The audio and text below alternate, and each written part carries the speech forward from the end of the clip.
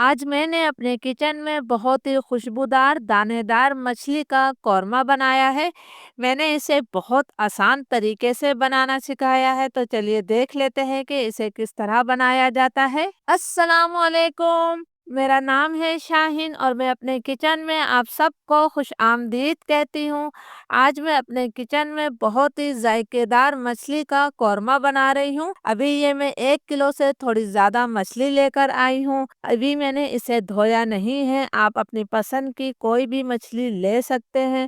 تو سب سے پہلے ہم نے مچھلی کی جو اچھی طرح سے صفائی کرنی ہے کہ اس کے اندر کسی قسم کی کوئی اسمیل نہیں رہنی چاہیے، ورنہ ذائقہ نہیں آئے گا۔ 1 کھانے کا چمچ میں نے اس کے اندر نمک شامل کیا ہے۔ اب میں اس کے اندر 2 کھانے کے چمچ سفید سرکہ جسے وائٹ وینیگر کہتے ہیں وہ شامل کر رہی ہوں۔ یہ میں نے ڈال دیا ہے، تو اب میں اس کے اندر کھلا پانی شامل کروں گی۔ ہم نے کافی زیادہ سائز میں پانی ڈال دینا ہے۔ اب ہم نے اسے اچھی طرح سے مکس کر لینا ہے۔ جب ہم اس طرح مچھلی کو صاف کریں گے تو مچھلی میں کسی قسم کی کوئی اسمیل نہیں رہے گی۔ نمک اور سرکے کو میں نے مچھلی کے ساتھ اچھی طرح سے مکس کر دیا ہے، تو اب میں اسے 10 منٹ کے لیے چھوڑ دیتی ہوں۔ 10 منٹ ہو گئے ہیں، تو اب میں مچھلی کو کھلے پانی سے اچھی طرح سے دھوؤں گی اور اسے پھر ہم چھنی میں 15 منٹ کے لیے رکھ دیں گے تاکہ اس کا تمام پانی نکل جائے۔ مچھلی کو میں نے بہت اچھی طرح سے دھو بھی لیا ہے اور اس کا تمام پانی بھی نکال دیا ہے۔ اب ہم اس مچھلی کو پکائیں گے تو اس میں کسی قسم کی کوئی اسمیل نہیں آئے گی۔ اب میں اس کے اندر 1/4 ٹی اسپون نمک کو پھیلاتے ہوئے ڈال رہی ہوں۔ 1/4 ٹی اسپون ہی ہم نے لال مرچوں کو اس طرح پھیلاتے ہوئے تمام مچھلی پر ڈال دینا ہے۔ 1/4 ٹی اسپون میں اس کے اندر ہلدی شامل کر دیتی ہوں۔ اب تمام مسالوں کو ہم نے ہاتھوں کی مدد سے اچھی طرح سے مچھلی پر لگا دینا ہے۔ آپ نے الٹ پلٹ کرتے ہوئے مسالوں کو لگانا ہے۔ مسالوں کو میں نے مچھلی کے اوپر اچھی طرح سے لگا دیا ہے، تو اب میں اسے 10 منٹ کے لیے میرینیٹ ہونے کے لیے چھوڑ دیتی ہوں۔ اس کے بعد ہم اسے فرائی کریں گے۔ مچھلی کو میرینیٹ ہوئے 10 منٹ ہو گئے ہیں۔ فرائی پین میں نے 2 سے 3 کھانے کے چمچ تیل ڈال کر اسے گرم کر لیا ہے۔ اب ہم نے مچھلی کا ایک ایک پیس اٹھانا ہے، اسے فرائی پین میں اس طرح سے سیٹ کر دینا ہے۔ تمام مچھلی میں نے ڈال دی ہے، تو اب ہم اسے ہائی فلیم پر ایک طرف سے 2 منٹ تک فرائی کر لیتے ہیں۔ مچھلی کو ایک طرف سے فرائی ہوتے ہوئے 2 منٹ ہو گئے ہیں اور یہ تھوڑی سی فرائی ہو گئی ہے، تو اب میں تمام مچھلی کی سائڈ کو تبدیل کر رہی ہوں اور دوسری طرف سے بھی ہم نے ہائی فلیم پر اسے 2 منٹ تک فرائی کر لینا ہے۔ مچھلی ہماری دوسری طرف سے بھی 2 منٹ تک فرائی ہو گئی ہے، تو اب میں مچھلی کو سائڈ پر رکھ دیتی ہوں۔ مچھلی کا قورمہ بنانے کے لیے میں نے آدھا کپ سرسوں کا تیل لیا ہے۔ میں اسے سرسوں کے تیل میں بنا رہی ہوں۔ آپ کے گھر میں جو بھی تیل استعمال ہوتا ہے آپ وہ تیل لے سکتے ہیں۔ تیل کو میں اتنا گرم کروں گی کہ اس میں سے خوب دھواں نکلنے لگے۔ تیل ہمارا بہت اچھی طرح سے گرم ہو گیا ہے، آپ دیکھ سکتے ہیں کہ اس میں سے خوب دھواں نکل رہا ہے۔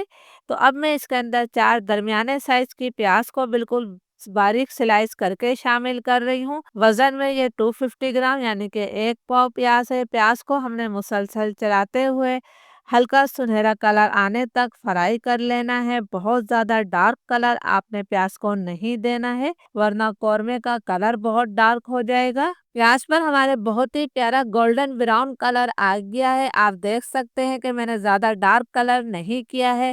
تو اب ہم نے تیل سے تمام پیاز کو باہر نکال لینا ہے۔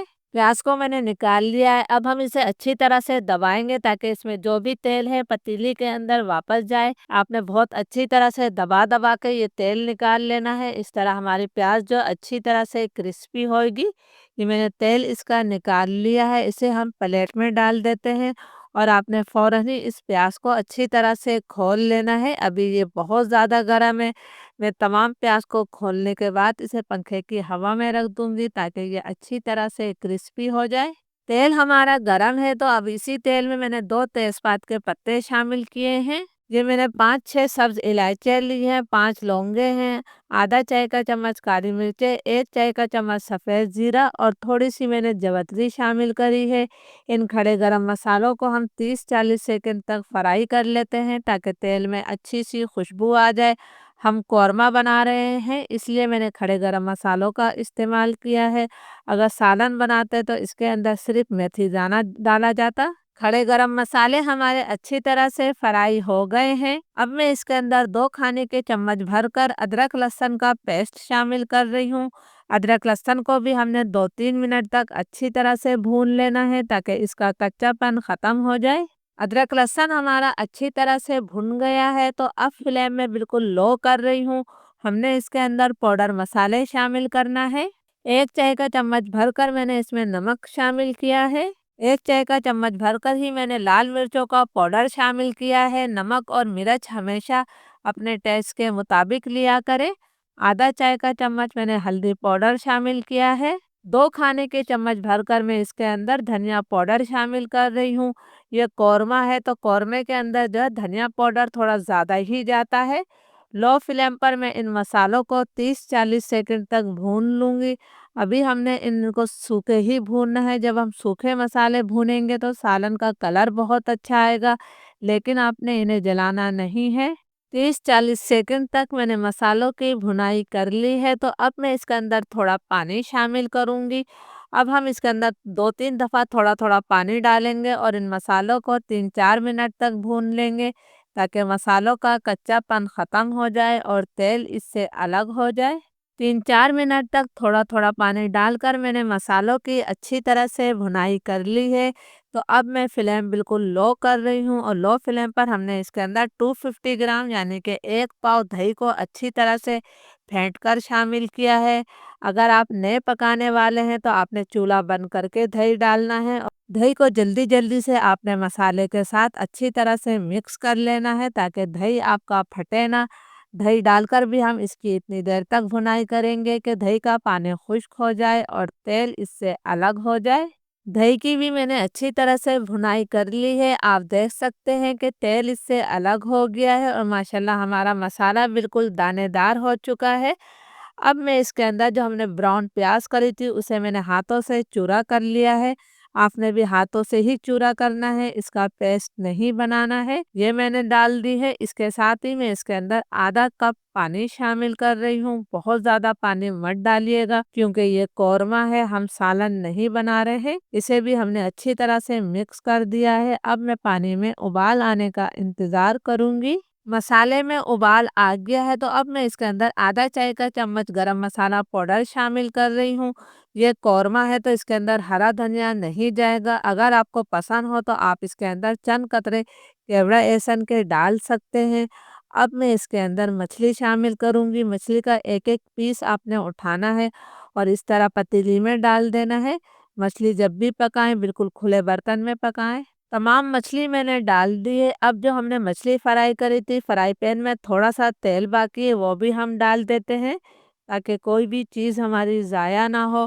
یہ میں نے تمام تیل فرائی پین کا بھی ڈال دیا ہے۔ مجھے تھوڑا اس کے اندر پانی کم لگ رہا ہے تو میں 1/4 کپ پانی اور شامل کر دیتی ہوں۔ ابھی آپ نے اس کے اندر چمچ نہیں چلانا ہے بلکہ دونوں سائڈیں پکڑ کر آپ نے اس پتیلی کو اس طرح اچھی طرح سے ہلا لینا ہے۔ اچھی طرح سے ہم نے ہلا لیا ہے، مچھلی ہماری مکس ہو گئی ہے۔ فلیم میں اب لو ٹو میڈیم کر رہی ہوں۔ لو ٹو میڈیم فلیم پر ہم اسے 5-6 منٹ تک پکا لیتے ہیں۔ لو ٹو میڈیم فلیم پر مچھلی کے قورمے کو پکتے ہوئے 5-6 منٹ ہو گئے ہیں۔ ماشاءاللہ بہت ہی خوشبودار ہمارا مچھلی کا قورمہ تیار ہے۔ تو چولہا میں بند کر رہی ہوں اور اسے ہم نے 2 منٹ کے لیے ڈھک دینا ہے، پھر ہم اسے سرو کریں گے۔ الحمدللہ بہت ہی خوشبودار اور ذائقے دار گریوی کے ساتھ مچھلی کا قورمہ تیار ہے۔ ضرور اس ریسیپی کو ٹرائی کیجئے گا اور مجھے کمنٹس کر کے ضرور بتائیے گا کہ یہ مزیدار ریسیپی آپ کو کیسی لگی۔ اجازت دیجئے، اللہ حافظ۔